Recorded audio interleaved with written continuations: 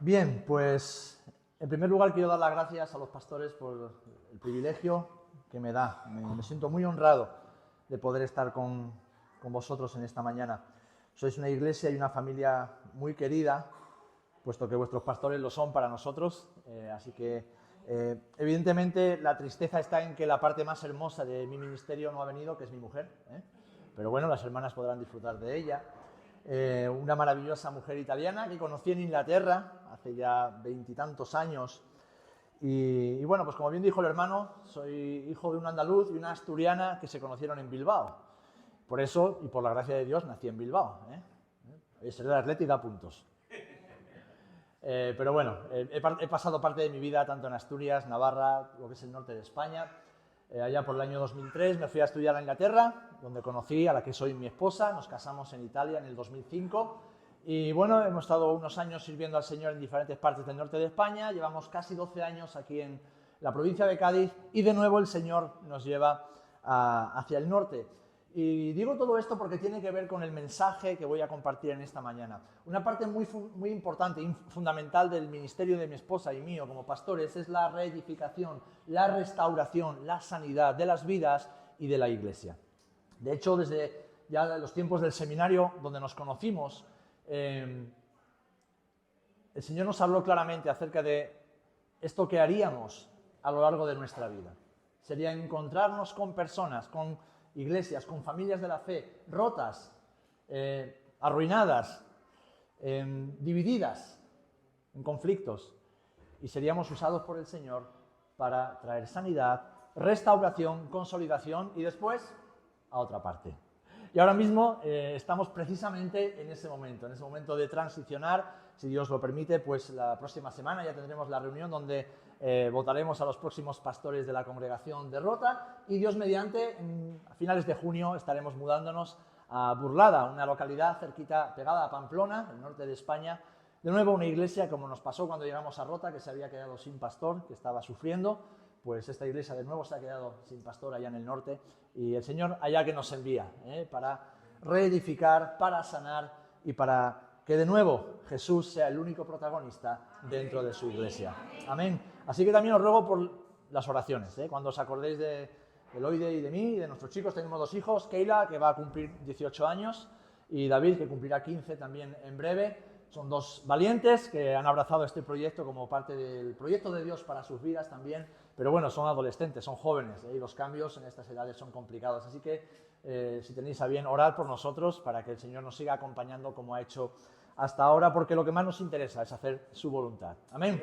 Así que de nuevo, gracias. Os mando un fuerte abrazo muy cariñoso de la iglesia y la congregación de Rota, que también tanto os ama, y si me lo permitís, pues se lo devolveré cuando vuelva esta tarde para casa. Bien, no sé si en la pantalla tenéis ya una imagen con un título. Y tiene que ver con lo que acabo de decir, de parte de nuestro ministerio, pero también con lo que sé que el Señor os está hablando, porque cuando le compartí lo que iba a decir al pastor, me dijo: Serafín, ¿estás en línea? Y yo, bueno, yo no. Quiere decir que estoy en línea, que estamos en línea, estamos con el wifi activado y nos enteramos de qué es lo que pasa por el cielo y tiene que ser revelado aquí en la tierra. Así que os voy a pedir que me acompañéis, por favor, al libro de Nehemías, capítulo 2. Nehemías, capítulo 2.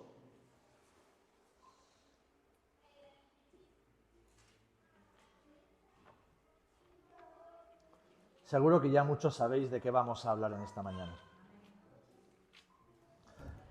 Pues Nehemías, capítulo 2, dice así. ¿Os parece si nos ponemos de pie para leer juntos la palabra del Señor? Y vamos a leer a partir del verso 11. Nehemías 2, verso 11. Dice: llegué pues a Jerusalén y después de estar allí 3 días me levanté de noche, yo y unos pocos varones conmigo, y no declaré a hombre alguno lo que Dios había puesto en mi corazón que hiciese en Jerusalén. Ni había cabalgadura conmigo, excepto la única en que yo cabalgaba. Y salí de noche por la puerta del valle hacia la fuente del dragón y a la puerta del muladar, y observé los muros de Jerusalén que estaban derribados y sus puertas que estaban consumidas por el fuego. Pasé luego a la puerta de la fuente y al estanque del rey, pero no había lugar por donde pasase la cabalgadura en que iba, y subí de noche por el torrente y observé el muro, y di la vuelta y entré por la puerta del valle y me volví. Versículo 16. Y no sabían los oficiales a dónde yo había ido ni qué había hecho. Ni hasta entonces lo había declarado yo a los judíos y sacerdotes, ni a los nobles y oficiales, ni a los demás que hacían la obra. Les dije pues, vosotros veis el mal en que estamos, que Jerusalén está desierta y sus puertas consumidas por el fuego. Venid y edifiquemos el muro de Jerusalén y no estemos más en oprobio. Entonces les declaré cómo la mano de mi Dios había sido buena sobre mí y asimismo las palabras que el rey me había dicho. Y dijeron ellos, levantémonos y edifiquemos. Así esforzaron sus manos para bien. Versículo 19. Pero cuando lo oyeron Sanbalat, Horonita, Tobías el siervo amonita y Gesem el árabe, hicieron escarnio de nosotros y nos despreciaron diciendo, ¿qué es esto que hacéis vosotros? ¿Os rebeláis contra el rey? Y el versículo 20 dice, y en respuesta les dije, el Dios de los cielos, Él nos prosperará, y nosotros sus siervos nos levantaremos y edificaremos, porque vosotros no tenéis parte ni derecho ni memoria en Jerusalén. Que el Señor bendiga su palabra. Padre, en el nombre de Jesús, que esta palabra pueda ser proclamada con fe, con autoridad, Señor, pero sobre todo con claridad, para que nuestros corazones la reciban, Señor, de manera que tú sigas glorificándote en nosotros, mientras nuestras vidas son edificadas, tu iglesia es edificada y este mundo es alcanzado con el Evangelio para salvación. Recibe la gloria en el nombre de Jesús. Amén. Amén. Y amén. Podéis tomar asiento, mis queridos hermanos y hermanas. Bien, estamos en el contexto en el que la nación de Israel estaba sufriendo y la ciudad de Jerusalén de manera especial sufría porque había sido destruida. El asedio de los babilonios duró meses hasta que las murallas cayeron, la ciudad fue arrasada, los edificios, los palacios y el templo fueron destruidos, gran parte de la población llevada en exilio a Babilonia y dejados solamente los pobres. Los pobres y menesterosos eran los que se habían quedado en la tierra para cuidar de las viñas y de las ruinas de las ciudades. Nehemías era un hombre importante en aquel momento en el imperio. Era el copero del rey, era el que se encargaba de que nada con veneno o nada peligroso para el rey fuera introducido en sus alimentos y en su bebida. Y este hombre, un hombre que amaba a Dios, que amaba a su ciudad, se entera, lo vemos en el capítulo 1, de que Jerusalén, después de muchos años de haber sido destruida, seguía aún en ruinas. Y para una ciudad antigua eso era terrible. ¿Por qué? Porque en un momento donde las ciudades eran ciudades-estado que peleaban unas contra otras, donde las leyes de la guerra eran vigentes a cada momento, una ciudad sin paredes, sin murallas, sin puertas, era una ciudad, como dice aquí, en oprobio, en vergüenza. Era una ciudad que no podía defenderse. Era como una mujer desnuda en medio de la calle, expuesta a los peligros. Amén. Y Nehemías se entera de que Jerusalén, después de muchos años, aún seguía arruinada. Hermanos, la vida de toda persona es como un edificio que se construye con los años desde el momento en que nacemos.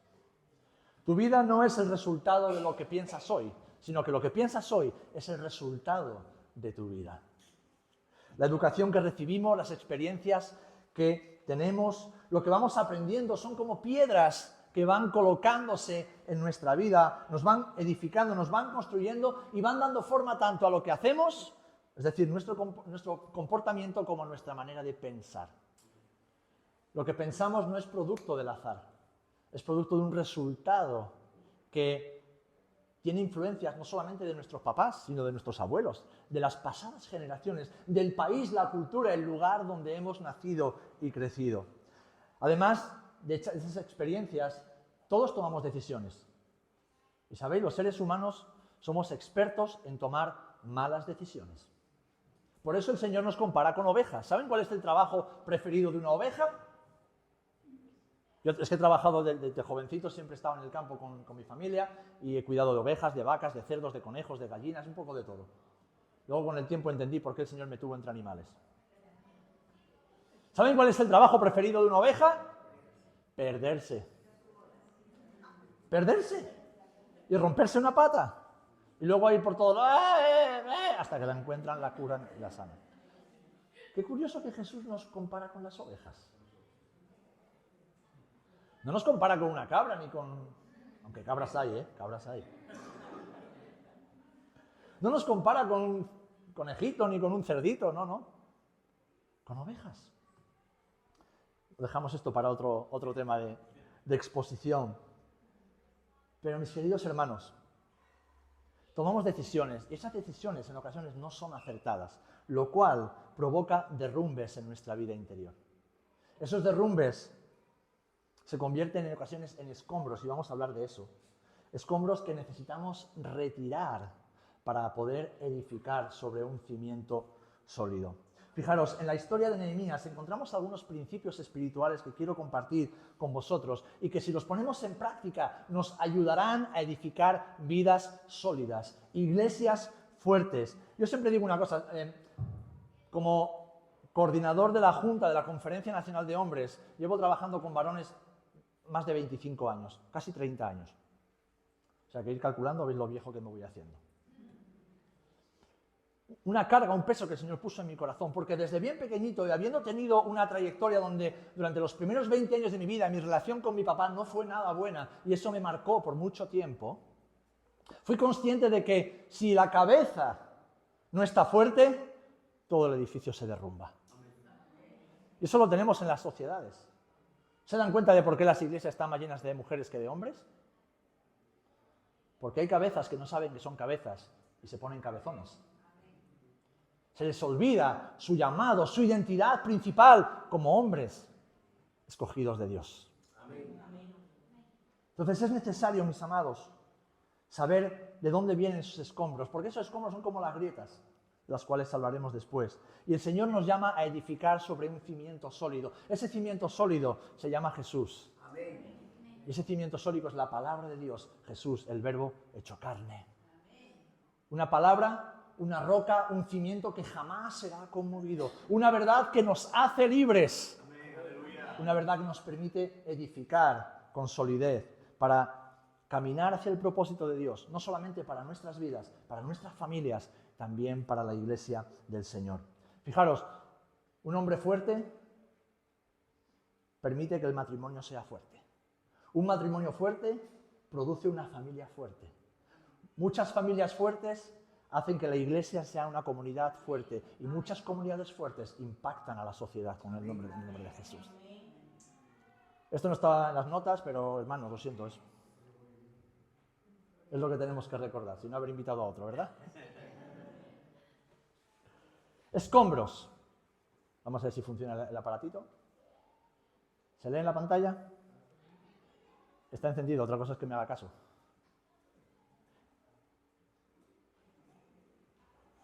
Escombros. Fijaros, cuando conocemos al Señor, todos venimos con una maleta, con una montaña, con un saco de escombros en el alma. ¿Cuántos llegasteis a Jesús con escombros en vuestro interior? ¿Y cuántos habéis estado arrastrando escombros durante años? Ahora bien, cuando llegamos a Jesús debemos primero saber, aprender, reconocer que en la cruz hay provisión para vivir en plenitud a pesar de todos esos escombros, mis amados. A mí me encanta un pasaje que encontramos en Isaías 53, todos lo conocemos, ¿verdad? Mas Él herido fue por nuestras rebeliones, molido por nuestros pecados, el castigo de nuestra paz fue sobre Él y por su llaga fuimos nosotros curados. Esa llaga son escombros que se acumulan y a veces incluso desde antes de nacer. Hay personas que llegan al mundo y ya llegan sufriendo por el maltrato que sufren incluso dentro del vientre de sus padres, de sus madres. Pero el Señor dice que por su llaga, por esa llaga que Él sufrió en la cruz, eso puede ser completamente sanado. Gloria sea el nombre del Señor. Ahora, los escombros pueden ser pecados no confesados, tal vez heridas que no hemos sanado, el abatimiento producto del quebranto, fracturas emocionales, falta de perdón, resentimiento o amargura, o el resultado, como decía hace un instante, de nuestras malas decisiones. Seguro que te has identificado con alguna, ¿verdad? Y alguien más podría añadir. Pero es tiempo, mis amados hermanos. Si estamos en Cristo, si estamos en la verdad, si nuestros pies han sido plantados sobre la roca, es tiempo de, como hemos leído, levantarnos y edificar. Amén. Levantarnos y edificar en el nombre del Señor. Porque Nehemías vio, como veremos a continuación, el estado de la ciudad. Y él no se quedó llorando en su palacio diciendo, bueno, pobrecitos mis hermanos, pobrecita la ciudad, pero qué bien estoy yo aquí, en el palacio. Que lo arreglen otros. Señor, ten misericordia, envía a alguien. No, el Señor te está enviando a ti, me está enviando a mí. En primer lugar, para mi vida, para la iglesia y para este mundo roto que vive rodeado de escombros. Así que lo primero que vamos a ver, y es el primer principio que quiero compartir contigo, es precisamente este. Examina. Examina y vamos a intentarlo de nuevo. Ahora sí. Examina. Entre los versículos 11 y 16 hemos leído que antes de empezar la obra, Nehemías llega a Jerusalén, está 3 días en Jerusalén descansando y de noche, con unos pocos compañeros, rodea la ciudad. Rodea la ciudad. ¿Nunca te has parado a pensar, habiendo leído este pasaje, por qué lo hace de noche? No estamos hablando de una ciudad moderna con farolas y alumbrado. Estamos hablando de una ciudad de hace 2400 años que estaba en ruinas, es decir, ni siquiera había luces en las casas. Y Jerusalén está entre colinas y cuando leemos la descripción de la vuelta que da Nehemías, estamos hablando de que Jerusalén estaba enclavada entre barrancos. O sea que él sale de noche a examinar las murallas. No tiene mucho sentido, pero nos enseña cosas importantes. En primer lugar, ¿por qué sale de noche? Dice, porque de día había enemigos que estaban esperando para atacar a los judíos. En segundo lugar, no quería que los judíos que estaban allá y que muchos de ellos estaban cómodos con la situación porque estaban incluso abusando de los pobres, supieran lo que estaba haciendo, porque no todos creían en el plan de Nehemías. Y en tercer lugar, la fe. La fe. Nos enseña acerca de la fe. Tal vez yo te estoy hablando en esta mañana y tú dices, bueno, pastor, pero ¿yo cómo hago? ¿Por dónde empiezo? Mi consejo sería cierra los ojos y empieza a ver con los ojos de la fe. Porque ver con tus ojos naturales te ha llevado en parte hasta el estado actual en el que te encuentras. Y necesitamos ver con los ojos de Jesús. Necesitamos que sea Jesús el que nos permita ver de manera correcta. El versículo 13 dice así, y salí por la noche por la puerta del valle hacia la fuente del dragón y a la puerta del muladar y observé, quédate con esta palabra, observé los muros de Jerusalén que estaban derribados y sus puertas que estaban consumidas por el fuego. Mis amados hermanos, lo primero que debemos hacer, si queremos edificar, consolidar, si queremos restaurar, si queremos construir algo que perdure, que trascienda el tiempo y a pesar de las circunstancias adversas que puedan llegar, debemos observar. Debemos detenernos y examinar. Yo sé que vivimos una sociedad del microondas, ¿verdad? Todo rápido, ya instantáneo. Vamos siempre con prisa a todas partes. Yo siempre le digo a los jóvenes en la iglesia que van con prisa para todo, lo quieren todo ya rápido. Pastor, quiero hacer esto. Digo, bueno, ¿te has entrenado? No, pero yo quiero. Pues si no te entrenas, no lo haces. Pero es que yo tengo un fuego en mi corazón. Toma, yo. Pero hay que entrenar. Porque si no entrenas, a los 100 metros estás frito. A la guerra no se puede ir de cualquier manera solamente porque te ponen una espada en la mano. Hay que entrenar. Debemos detenernos, mis amados hermanos, y observar. Debemos pararnos y observar. Si tú vas al médico, no esperas que te diga un esguince en el tobillo. No, ¿verdad? Esperas que te diga, siéntate en la camilla, quítese usted el zapato, quítese usted el calcetín, arremángase el pantalón y que te palpe, te observe, te mire y si fuera necesario te haga una radiografía, lo que sea. Un médico tiene que observar para saber qué es lo que le pasa al paciente y cuando tal vez la enfermedad o el daño es interno, pues tienen que hacer pruebas que en ocasiones duran meses hasta descubrir. Hermanos, debemos, como hizo Nehemías, examinar el estado de las murallas. ¿Qué quiere decir esto? Que debemos examinar nuestra vida a la luz de la palabra de Dios. Amén. Por eso fue a oscuras. Porque la oscuridad nos habla de ver por fe, de caminar por fe, de examinar más allá de lo que nuestros ojos naturales pueden ver. Porque tal vez tú te miras al espejo y digas, qué guapo soy, qué tipo tengo. Pero por dentro estás muerto, estás muerta. Tal vez tú salgas por la mañana a la calle y digas, soy el ombligo del mundo. Ya quisiera el mundo ser como yo. Pero por dentro eres un niño, una niña asustada, asustado. Que no sabe ni siquiera ni siquiera tomar decisiones correctas. Necesitamos, por la fe, que nuestras vidas sean analizadas a la luz de la palabra de Dios. ¿Saben por qué? Porque la palabra de Dios saca a la luz lo más escondido de nosotros. Para mí, leer la Biblia es peligroso, es muy peligroso, porque me deja en vergüenza cada día. A mí la Biblia me recuerda lo miserable que soy, pero a la vez cuán grande es el amor de Dios por un miserable como yo.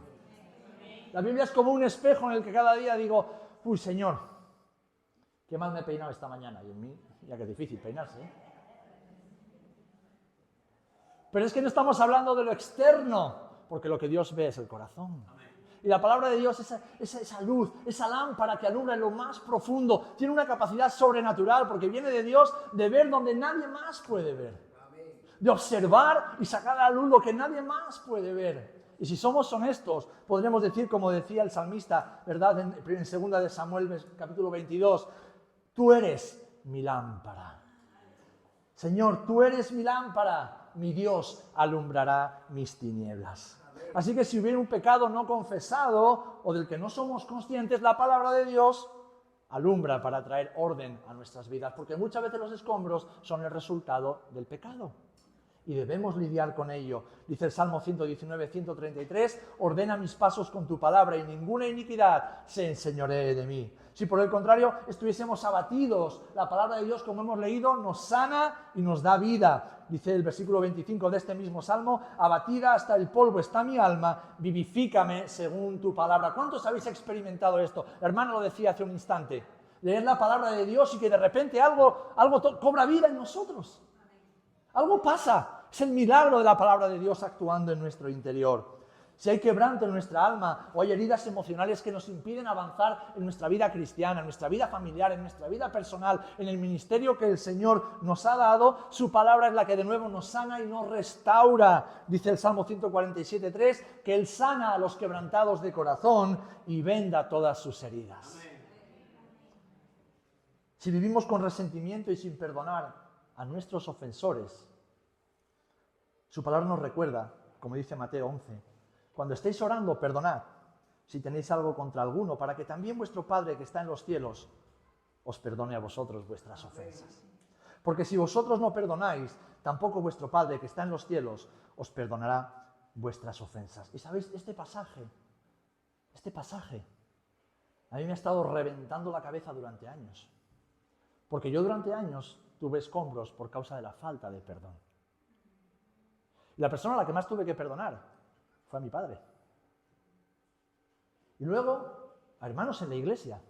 A mí donde más daño me han hecho ha sido en la iglesia. También porque es el lugar donde más he abierto mi corazón. Y por la falta de perdón, yo acumulé escombros que me impedían avanzar. Fui abusado sexualmente entre los 3 y los 4 años en el colegio, de forma reiterada. Pero con el tiempo eso se olvidó. Hasta que en un momento determinado la palabra de Dios empezó a hurgar en mi interior. Y yo digo, Señor, ¿por qué tengo tanta ira? ¿Por qué, si soy un tío tranquilo, de repente soy como un volcán que explota y arrasa con todo lo que está alrededor? ¿Por qué desconfío tanto de las personas? Y el Espíritu Santo me reveló que me habían hecho daño en mi alma cuando era pequeñito y estaba indefenso. Y eso me llevó a no perdonar a nadie que yo detectara como una amenaza para mi alma. Y tuve que perdonar. Amén. Y tuve que perdonar. ¿Saben? La palabra de Dios nos enseña que no hay pecado demasiado grande para Dios. No hay pecado que Dios no pueda perdonar. ¿Amén? Pero aquí dice que el que no perdona, Dios no lo perdona. Y la palabra no se contradice. ¿Qué sucede?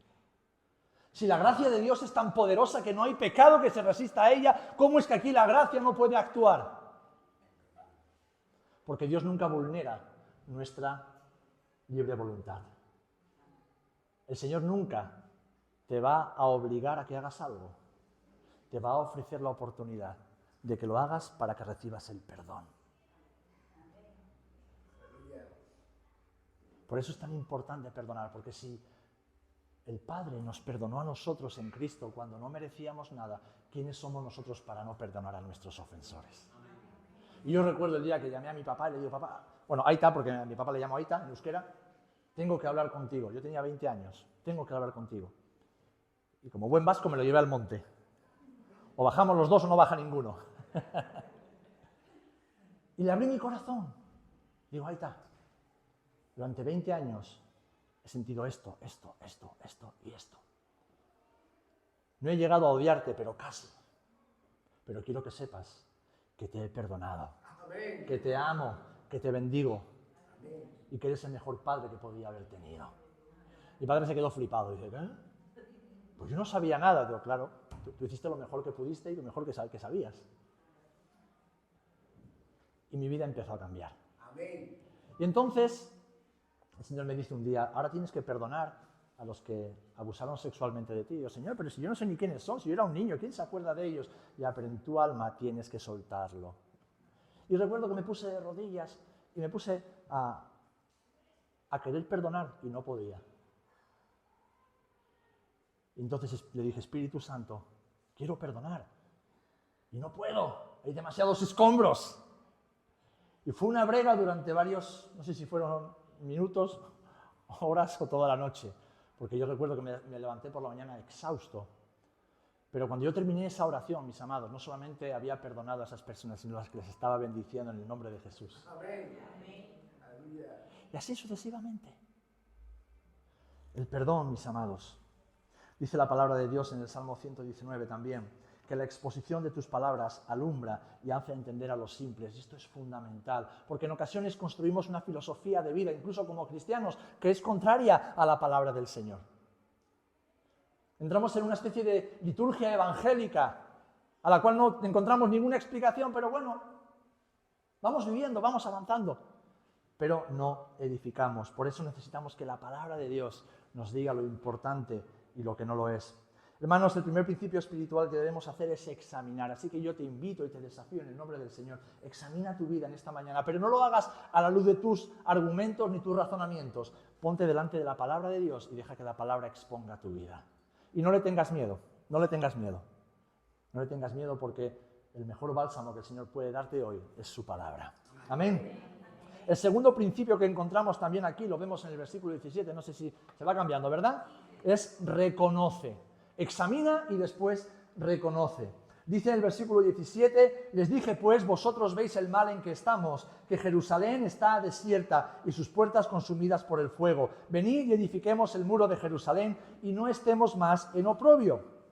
Una vez que hemos descubierto los escombros, debemos reconocer. Es decir, una vez que descubres lo que hay en tu interior, lo que hay en tu corazón, en tu alma, debes reconocerlo. Y alguien dirá, bueno, pero esto es una obviedad. No, porque hay miles de personas y muchos creyentes que huyen del sufrimiento. Hay personas que están tan aferradas a ese dolor, a ese sufrimiento, a esa herida que no la quieren soltar. Les da miedo. ¿Por qué? Porque esa herida les ha puesto en una posición de víctimas. Se victimizan. Y yo lo descubrí hace ya muchos años. Un hijo de Dios no es víctima de nada ni de nadie. Porque la gracia de Dios nos hace más que vencedores. Nos hace amados, nos hace adoptados, nos hace nuevos completamente. Y la víctima lo único que hace es vengarse de aquellos que le hacen daño. Por eso es importante reconocer. Es verdad, Señor, hay esto en mí, hay este pecado, hay esta mala actitud, hay esta herida, hay esta llaga, hay esta fractura, hay esto, Señor, lo reconozco. Lo reconozco, Señor. Sé que me va a doler, pero mete la mano. Sé que me va a doler que trates con esto, pero mete la mano. Si tú le preguntas a un árbol o a una planta, justo antes de ser podado, oye, ¿quieres que te podemos las ramas? ¿Qué te dirá el árbol? No. Pero si vas a quedar mucho mejor, te vas a fortalecer, en el futuro te va a hacer mucho bien. Ya, pero es que me va a doler. Claro que duele. Claro que duele. Pero nadie va al médico sabiendo que lo que le van a hacer no le va a doler. Yo recuerdo una vez, hace ya muchos años, y mucho pelo, en que me fui, como buen adolescente, a un acantilado, a tirarme al mar, desde un acantilado con un amigo. Nos apasionaba. Bueno, a mí me gusta correr los toros en San Fermín, me gusta hacer montañismo, puenting, esas cosas. Cosas que le gusta a la gente normal, ¿no? Mi mujer tiene un corazón así de grande, porque la pobre... Bueno, pues recuerdo que Antonio se llama mi amigo. Oye, ¿de qué acantilado no nos hemos tirado todavía al mar? Y me dice, mira, me han hablado de uno. Bueno, nos tiramos un montón de veces, con tan mala suerte, o simplemente es tentar la suerte, de que la última vez que nos tiramos, mientras trepábamos para ya volver a casa, él iba delante de mí, se aferró a una roca, se desprendió y la roca me vino encima, ¿no? Entonces me dio tiempo a apartarme y me dio en la rodilla. Claro, las rocas, los acantilados, sabéis que son como cuchillas, ¿eh? De tanta erosión del mar se convierten en cuchillas. Y bueno, me cayó aquí la roca en la rodilla y mi rodilla se abrió por la mitad, ¿vale? No hace falta que te lo imagines, yo te lo cuento, ¿no? Tampoco hay que ser tan sádico, ¿eh? ¿Vale? No. Como veis, sigo jugando al fútbol hace 30 años después, ¿eh? No os cuento cómo quedó la roca, no es broma. Bueno, pues la cuestión es que de repente me miro la rodilla, veo un agujero enorme, veo lo de dentro y lo de fuera de la rodilla y le digo, Antonio, vamos por el médico. Terminamos de escalar el acantilado, el ambulatorio estaba como a 2 kilómetros y no se me ocurre otra cosa que digo, bueno, cuanto antes llegue antes me curan, pero claro, si tú corres con una herida abierta, ¿sabes lo que va a pasar? Que la sangre circula a mayor velocidad. Entonces, a los 200 metros de estar corriendo, mi pierna no se veía, era todo un mar de sangre, bueno, más escándalo que otra cosa. La cuestión es que llegamos al médico y me ve la enfermera, pero niño, ¿qué has hecho? ¿Pero cómo se te ocurre? ¿Dónde te has metido? Y lo primero que se me ocurre, no le digas nada a mi madre. Porque sabía que el golpe de mamá iba a ser más fuerte que el golpe de la roca. No le digas nada a mi madre, porque la enfermera conocía a mi madre. Bueno, déjame ver, empieza a curarme, bueno, me limpia, y de repente ve un buen agujero ahí en el lateral izquierdo de la rodilla, y digo, ¿cómo me vas a curar? Y dice, no te preocupes. Entonces coge una especie de bote de plástico blanco con un pitorro así en punta, doblado. Y digo, ¿y eso para qué es? Dice, para curarte. ¿Y dónde lo vas a poner? Dice, dentro. Yo, ¿dentro de qué? Dentro de la rodilla. Y bueno, empezó a escupir agua y tal. Y de repente, de dentro de la rodilla, claro, dolía, empezaron a salir trozos de piedra, trocitos de roca que se habían quedado incrustados dentro. Pero fue necesario que, con agua a presión y un pitorro bien puntiagudo, meterlo dentro para que saliera. Me cosieron y seguí con mi vida como si nada hubiera pasado. En casa me dieron bien, ¿eh? La cuestión es, tiene que doler. Tiene que doler. ¿Por qué? Porque yo tomé una mala decisión.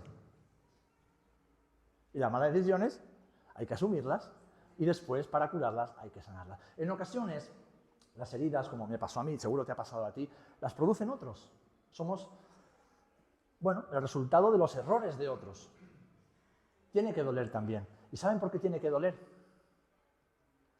Porque a Jesús le dolió. A Jesús le dolió. Por eso cuando estaba en Getsemaní dijo, papá, tú sabes que yo quiero hacerlo, pero si aún queda una oportunidad, me gustaría intentar aprovecharla. Estoy parafraseando, ¿verdad? Pero no se haga mi voluntad, sino la tuya. Por eso dice que por su llaga fuimos sanados, porque Jesús fue llagado. A Jesús le dolió. Y no le dolió tanto lo físico, que sí, porque fue terrible lo que le hicieron. A Jesús le dolió sentir todo el peso de la ira de Dios sobre su cuerpo, sobre su alma y su corazón. Jesús no había experimentado jamás el pecado. Él no sabía lo que era pecar, no sabía lo que era experimentar el dolor por el pecado. Jesús no sabía lo que era defraudar a su Padre. Jesús no había experimentado nunca la separación de su Padre. Por eso cuando el Padre lo abandonó en la cruz, murió al instante. Su corazón no lo pudo resistir. A Jesús le dolió. A nosotros también nos tiene que doler. Porque con el dolor se aprende. Amén. Ahora debemos reconocer, hermanos, debemos reconocer esos fracasos, debemos reconocer esas heridas donde somos aún débiles, estamos rotos o tenemos tendencias pecaminosas y queremos edificar con éxito a la manera del Señor, no a la nuestra. Debemos apartar todo aquello que nos estorba. Debemos cerrar esas grietas. En Cantares capítulo 2, versículo 15, dice que hay pequeñas zorras que se cuelan por las grietas y echan a perder las viñas. ¿Saben? No es necesario un gran huracán para derribar una casa. Con una pequeña grieta y una gotera que poquito a poco vaya minando la estructura de la casa, con el tiempo lo echará a perder. lo echará a perder. Uno de los trabajos que más a menudo hacemos en el norte de España, donde muchos de los muros y de las paredes de las casas son de piedra, ¿saben cuál es? Limpiar las enredaderas que se van colando por las paredes de las casas. ¿Por qué? Porque la enredadera va trepando y va sacando todo lo que es el cemento, la mezcla, la tierra, todo lo que hay en la pared que le da solidez, lo va absorbiendo y se va introduciendo entre las grietas, y como las raíces crecen, una planta puede derribar un edificio de piedra de cientos de años. Qué importante es reconocer las grietas que hay en nuestras vidas, ¿verdad, hermanos? Y sellarlas en el nombre del Señor. El segundo principio espiritual es este: reconoce. Examina y reconoce cuáles son tus escombros, cuál es tu condición delante del Señor, para llegar al tercero, y lo tenemos en los siguientes versículos, aunque vamos a leer algo que tenemos en Hebreos que es tan importante como lo que estamos viendo en esta mañana. Retira. Examina, reconoce y retira. Fijaros que Nehemías, antes de ponerse a levantar los muros de Jerusalén otra vez, tuvo que hacer algo importante. Tuvo que retirar los escombros. No se puede trabajar con escombros. ¿Alguna vez has trabajado, o hay alguien albañil aquí? Seguro que hay. Yo he trabajado años en la construcción y a veces te toca trabajar desde un solar que está virgen y lo único que haces es cavas para poner los cimientos, para encofrar, meterlas. Pero hay veces que llegas a una construcción que está en ruinas porque te toca restaurar esa casa o edificar un edificio nuevo donde ha habido otro edificio que tiene ruinas. Uno no puede edificar sobre escombros. Es que no puedes ni caminar muchas veces, te tropiezas, te caes, te haces daño. Es necesario retirar todo, dejarlo todo limpio para volver a edificar con solidez. Y esto nos lleva al libro de Hebreos, capítulo 12, versículo 1, que todos conocemos, ¿verdad? Dice: por tanto, nosotros también, teniendo en derredor nuestro tan grande nube de testigos, despojémonos de todo peso y del pecado que nos asedia y corramos con paciencia la carrera que tenemos por delante. ¿A cuánto les gusta correr? Hay que hacer deporte, hermanos. Mens sana in corpore sano, ¿eh? Bueno, pues si no puedes correr, anda. Anda. Anda, corre. ¿A cuánto les gusta ver a otros correr? El atletismo, las olimpiadas, ¿eh? ¿Se han fijado ustedes que los maratonianos son saquitos de huesos? Tú podrías pensar cuando los ves en la salida: pero pobre hombre, si se va a morir. Pero si se va a morir, si no pesa ni 30 kilos, ¿a dónde va? Y corren 42,5 kilómetros en 2 horas y pico. Pero si eso lo hago yo en coche. No se puede correr una carrera de larga distancia con sobrepeso. No se puede edificar con una mochila a la espalda. No se puede ir hacia el propósito de Dios en nuestra vida arrastrando cosas que nos atascan y nos impiden avanzar. Sí, tenemos el deseo, tenemos la intención, ¿verdad? Jesús le decía a sus discípulos: ¿otra vez habéis quedado dormidos? A la verdad, el espíritu, nuestro hombre interior está dispuesto, pero ¿qué pasa? Que la carne es débil y como tenga sobrepeso, despojémonos, retiremos los escombros que hay en nuestra vida. Retiremos. Hermanos, mirad, Jerusalén estaba en ruinas. Toda la nación estaba sufriendo. ¿Saben por qué? Porque habían confiado en los ídolos y habían dejado de confiar en el Señor. Y esto nos recuerda que cualquier cosa o persona en la cual depositemos nuestra confianza que no sea el Señor, nos va a hacer fracasar. Puede ser tu esposo, tu esposa, tus hijos, el trabajo, el ministerio, la economía, yo qué sé lo que puede ser. Los seres humanos hacemos ídolos de cualquier cosa. Cualquier cosa o persona que no sea Jesús, en quien depositemos nuestra confianza, nos hará fracasar y arrasará con todo. Así que, mis amados, si queremos edificar, debemos deshacernos de todo aquello que ocupa el lugar que solo a Jesús le pertenece en nuestras vidas. Debemos retirar las estructuras que hemos levantado tal vez en nuestra vida, en nuestra mente, en nuestra familia, y que lo hemos hecho sin consultar al Señor y limpiar el terreno hasta que encontremos la roca firme. Yo recuerdo hace muchos años, mi papá me dice: mi mamá es de los picos de Europa, en Asturias, y entonces mi abuela muere y hereda, pues cada tío recibe unas tierras. Y a nosotros nos tocó una tierra donde estaba la casa del burro. Ahora te explico. El burro no era mi tío, o sea, era la casa de un burro. Era la casa, la cuadra donde habían tenido siempre durante años al burro, porque había una cuadra para las ovejas, había una cuadra para las vacas y luego había una casa para el burro. No sé por qué los tenían separados, pero bueno, la cuestión era esta. Entonces mi padre, un hombre brillante, donde los haya, me dice: hijo, tengo un proyecto para ti y para mí. Y digo yo: no me vas a preguntar, ¿verdad? Dice: no, lo he pensado yo. Vale, muy bien. Dice: ¿ves la casa del burro? Dice: sí, pues la vamos a convertir en una vivienda. Y digo: vale, ¿y cómo lo vamos a hacer? Tú y yo, como padre e hijo. Muy bien, bueno, pues habrá que bajar a la tienda, al almacén, comprar el ladrillo, comprar el cemento, comprar la arena, comprar las vigas. Dice: no, la vamos a hacer de piedra. Y digo: vale, ¿y dónde están las piedras? Hay que ir a buscarlas. ¿Y las vigas? Si tenemos aquí un montón de bosques y de árboles que son todos nuestros. Ajá. O sea que solo vamos a comprar cemento y arena, ¿no? Casi 5 años estuvimos, mi padre y yo empecé con 14 y acabé casi con 20.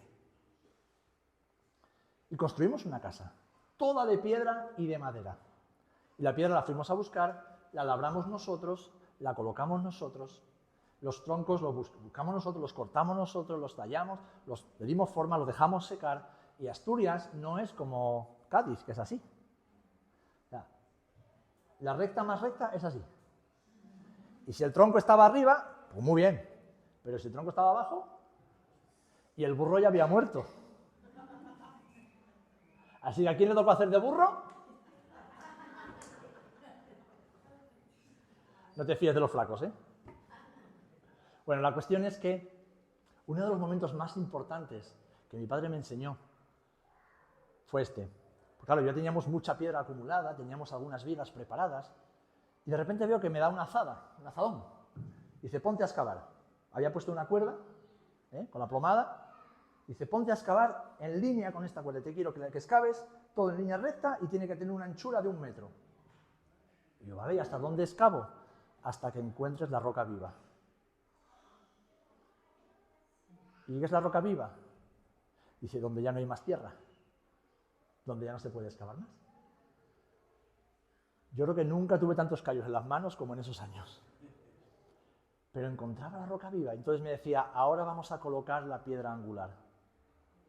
Y entonces buscábamos una piedra bien grande. No tenía por qué estar perfectamente tallada porque iba a estar... Dice: a partir de esta piedra vamos a edificar toda la casa.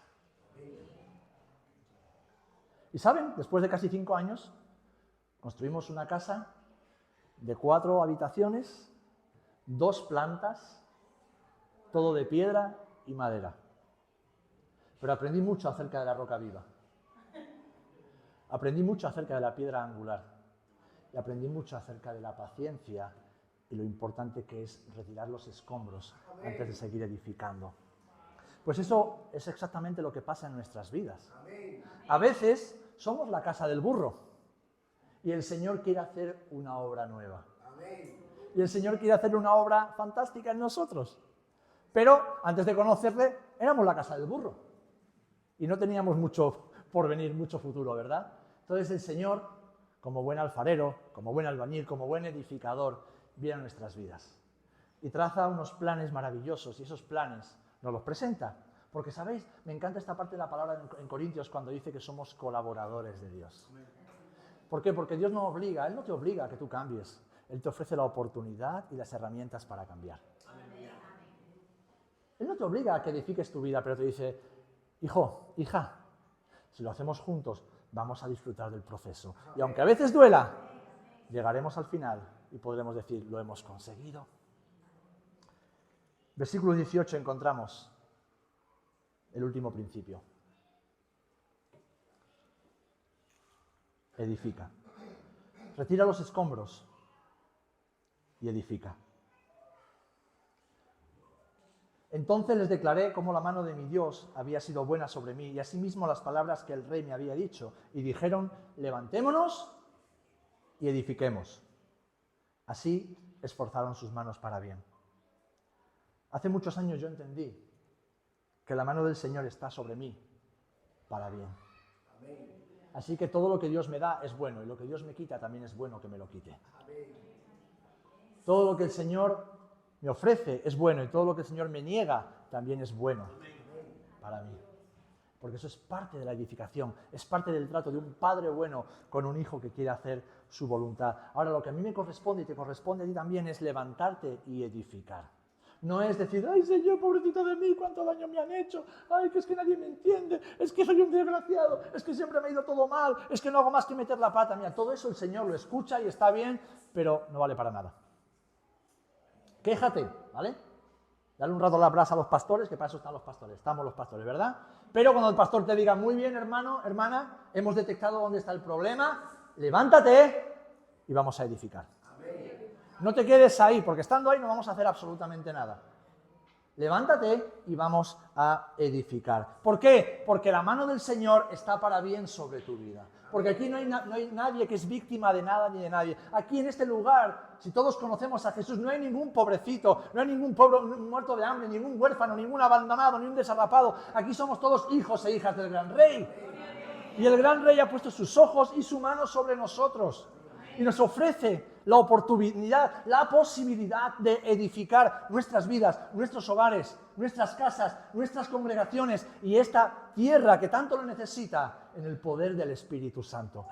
Pero saben, para ello no sirven solamente palabras. Durante muchos años en mi juventud decía, Señor, ¿por qué he sufrido tanto? ¿Por qué han abusado de mí? Ahora llaman bullying, pero yo durante toda mi adolescencia e infancia sufrí lo que hoy llaman bullying. ¿Por qué? Porque por el trabajo de mi padre nos cambiamos casi 10 o 12 veces de lugar y por lo tanto de colegio. Y saben, cuando llega el último niño, ¿quién es? El tonto. Hay que vacunarlo. Y durante muchos años yo, Señor, ¿por qué? Hasta que un día el Señor me dijo, cambia la pregunta, anda. ¿Para qué? No, hermanos, no cambiaría ni un solo segundo de mi vida. ¿Por qué? Porque ahora yo puedo testificar lo que Jesús ha hecho en mí. Si me hubiera ido todo bien, ¿qué tengo que contar? No tengo ninguna historia que contar. Y gloria a Dios por los hermanos que sufren menos, ¿eh? No estoy diciendo que haya que sufrir gratuitamente. Pero yo no os predico solamente la palabra de Dios desde la teoría, sino que yo puedo predicar diciendo, yo creo en un Dios que sana, que restaura, que lo hace todo nuevo. Yo creo en un Dios que perdona. Yo creo en un Dios que no mira nuestra condición por lo mucho o poco que tengamos, sino que nos ama incondicionalmente y que lo único que desea es hacer su obra en nosotros si le creemos y le dejamos. Amén. Alguien te puede decir, pero bueno, demuéstramelo. Aquí me tienes, compi, ¿te cuento mi historia? Yo no te puedo demostrar científicamente que Dios no existe o que Dios existe, pero tú no puedes negar lo que Dios ha hecho en mí.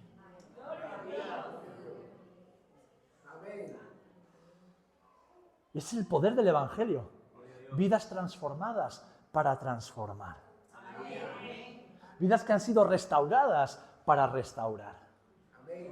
Vidas que venían de la nada, que lo obtienen todo, y ahora ese todo no es para beneficio propio, sino para compartir.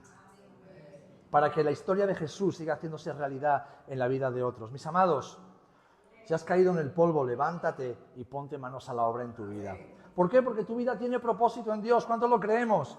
Y no importa los enemigos que haya, como los enemigos de Jerusalén, no importa los escombros que hayas acumulado, no importa. Si confiamos en el Señor y esperamos en su palabra, como dice la palabra, seremos prosperados. Dice el versículo 20, el Dios de los cielos, Él nos prosperará y nosotros, sus siervos, nos levantaremos y edificaremos. Son muchas las voces que bombardean nuestra mente y nuestra alma cada día. Voces externas del mundo y también voces internas. Son muchas las dudas que nos asaltan en diferentes ocasiones. Y sabéis, todo esto solamente viene para desenfocarnos. ¿Cuántos miopes hay en la sala? ¿Hay algún miope en la sala? Quítate las gafas conmigo.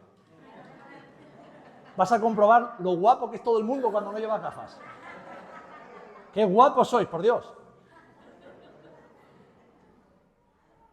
¿Cómo os quiero? ¡Qué guapos sois en el Señor! No, es bravo. ¿Qué sucede cuando los miopes nos quitamos las gafas? Que se ve desenfocado. Yo podría seguir predicando si recuerdo de memoria lo que tengo en las notas, pero es que no veo las notas. Veo desenfocado. Y caminar por la vida desenfocados es muy peligroso. Porque es fácil extraviarse cuando no vemos bien. Y muchas de esas voces que nos bombardean nos desenfocan para que no podamos edificar con solidez. Por eso, mis amados, debemos hacer como Nehemías, a oscuras, examinar nuestra vida a la luz de la palabra de Dios y enfocar nuestros ojos de nuevo en Jesús, porque solo en Él podemos edificar nuestras vidas y la Iglesia. La palabra de Dios nos dice que el que comenzó la buena obra en nosotros, la completará, la perfeccionará hasta el día de Jesucristo. Y el que está diciendo esto no es un hombre, es Dios mismo, a través del apóstol. Por lo tanto, si Él es un Dios que cumple su palabra y sus promesas, debemos confiar en esas promesas. Yo sé que el Señor aún tiene mucho más y mucho más bueno para ti, para tu vida, para tu casa, para esta maravillosa iglesia, pero es tiempo de levantarse. Es tiempo de levantarse. Es tiempo de levantarse y es tiempo de decir, Señor, no es por nosotros, es por ti. No es por nuestro poder, es por ti. No es por la espada, es por tu espíritu. No es por nuestros recursos, son los tuyos. No es por nuestra capacidad, es por la que tú nos das. Amén. Y no es porque seamos fuertes o estemos sanos, sino porque tú nos sanas y porque tú nos fortaleces. Amén. Y sobre todo porque sabemos que tu buena mano está sobre nuestras vidas. ¿Saben, mis amados? Después de 12 años sembrando en esta tierra, ahora el Señor a mi esposa, a mis hijos y a mí nos llama a un nuevo desafío, donde no sabemos lo que nos vamos a encontrar. No sabemos lo que nos vamos a encontrar. En todas las esferas, desde lo ministerial, a lo personal, a lo material, a lo económico, no sabemos lo que nos vamos a encontrar. ¿Saben cuál es el grado de nuestra preocupación?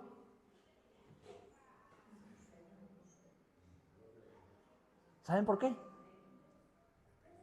Porque sé en quién he creído. Yo sé en quién he creído. Tu fe tendrá el tamaño del Dios que tengas en tu corazón. Y este pasaje termina diciendo el Dios de los cielos. Ese Dios que dice Salomón que los cielos de los cielos no lo pueden contener. El Dios de los cielos. Ese es mi Dios. Ese es tu Dios. El Dios de los cielos es tu Dios. Y si el Dios de los cielos te está diciendo, mi buena mano está sobre ti para bien. Mi buena mano está sobre ti para bien. ¿Qué puedes temer? ¿Qué debes temer? Absolutamente nada. Solamente debes levantarte, retirar, reconocer, examinar todo lo que Dios te pida en este momento de tu vida y edificar. Edificar. Edificar. A menudo leemos las historias de la Biblia y nos emocionamos, ¿verdad? Y pensamos que fueron momentos maravillosos, momentos gloriosos, que lo fueron, pero fueron milagros que Dios hizo por medio de personas que creyeron a su palabra. Esto no es una historia, una fábula. Jerusalén estaba en ruinas. La gente era pobre, la gente estaba siendo humillada. No había esperanza, no había esperanza. ¿Tú tienes casa? Pues esta gente no tenía casa. Vivían como podían entre escombros. Y Nehemías creyó a Dios. Quiero terminar de una manera un poco distinta, si me permite mi hermano. ¿Me dejan la guitarra? Claro, sí. Quiero compartir con vosotros una oración a la que le puse música hace unos 13, 14 años. Y fue un momento también en el cual tuve que ejercitar la fe, porque todo a mi alrededor me decía que no había esperanza. Y el Señor me dijo, vale, entonces ¿en quién has creído? Porque yo ya era pastor, ya estábamos en el ministerio, mi esposa y yo, y perdí la esperanza, porque empecé, sin darme cuenta ni cómo, a ver de nuevo con mis propios ojos y no con los ojos de la fe. Así que hoy quiero compartir contigo esta canción, que es una oración, o es una oración que es canción, llámalo como quieras. Y si quieres, haz la tuya, pero haz la tuya creyendo. Creyendo. Tu historia es una historia digna de contar. Lo que Jesús ha hecho, está haciendo y quiere hacer en ti, es una historia digna de contar. Porque es una historia de salvación, de perdón, de redención, de restauración. Es una historia de milagros. Y el mundo tiene que saber esta historia. Pero para que esta historia se cumpla, esta historia tenga culminación al final, tienes que seguir levantándote y edificando.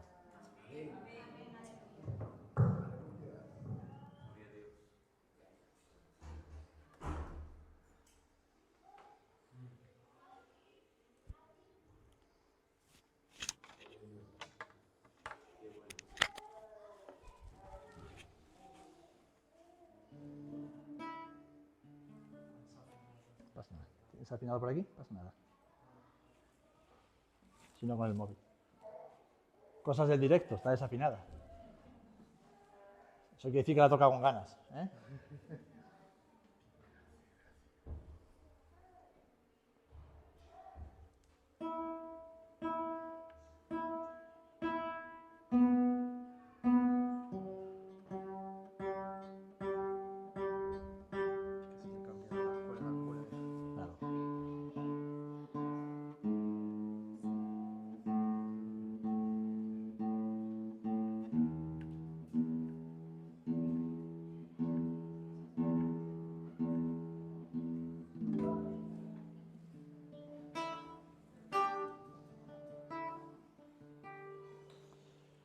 Que mis ojos no vean, sé que estás ahí, pues tu promesa es eterna, se cumplirá en mí.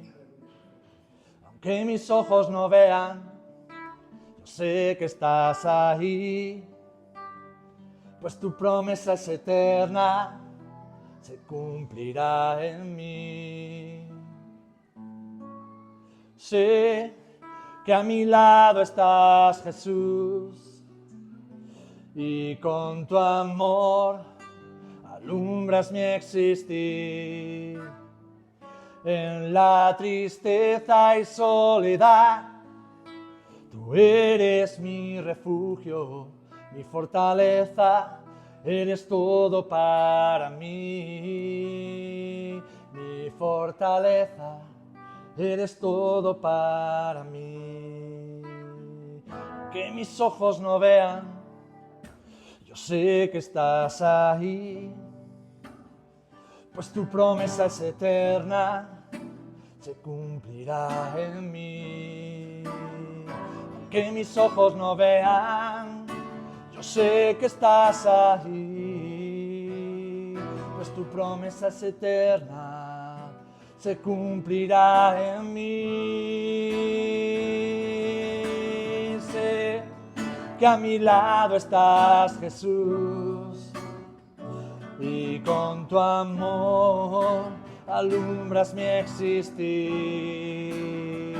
En la tristeza y soledad, tú eres mi refugio, mi fortaleza, eres todo para mí. Mi fortaleza, eres todo para mí. Oh, yo sé que a mi lado estás, Jesús, y con tu amor alumbras mi existir. En la tristeza y soledad, tú eres mi refugio, mi fortaleza, eres todo para mí. Mi fortaleza, eres todo para mí. Mi fortaleza, eres todo para mí.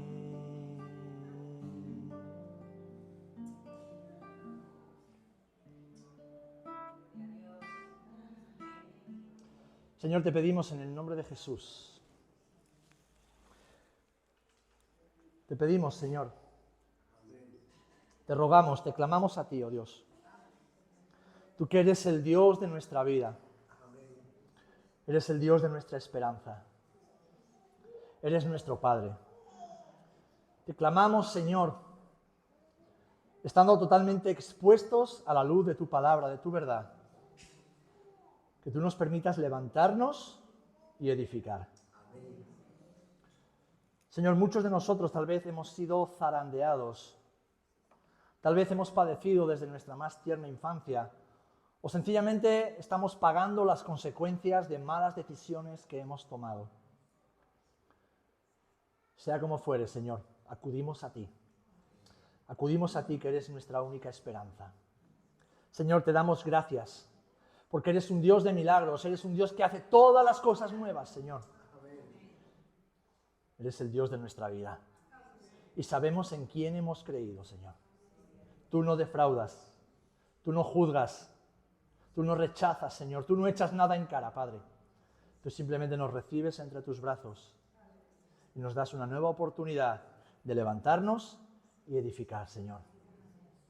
Padre, te damos gracias por lo que has hecho hasta ahora. Yo te doy gracias por lo que has hecho en la vida de mis hermanos hasta el día de hoy. Pero te doy gracias y la gloria y la honra, Señor, por lo que tú vas a hacer, por lo que tú harás, Señor. Oro, Padre, en el nombre de Jesús, por esta congregación, Señor. Oro por los pastores, Señor, por todos los hermanos y hermanas que te sirven fielmente cada día, Dios. Oro, Señor, por el que lleva tanto tiempo y por el que acaba de llegar. En el nombre de Jesús, oramos, Señor, y te pedimos que tu Espíritu Santo alumbre cada vida en este tiempo, Señor. De tal manera, Señor, que todo aquello que esté herido, esté roto, Señor. Todo aquello que esté desordenado pueda ser manifestado. Y con tu palabra, sanado, restaurado y ordenado.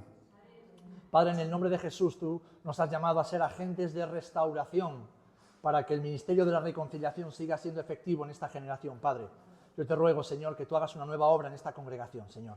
Empezando por las cabezas, Señor, y hasta el más jovencito. Haz una nueva obra, Señor, en esta iglesia, para que sea un punto de luz en medio de este pueblo, Señor. Para que sea un punto, Señor, donde las almas vengan a ser restauradas por Jesús y su palabra. Señor, te doy gracias. Te pido perdón, Señor, si en algo te fallamos. Perdónanos, Señor. Aumenta nuestra fe y glorifícate, Padre. En el nombre de Jesús. Amén, Señor.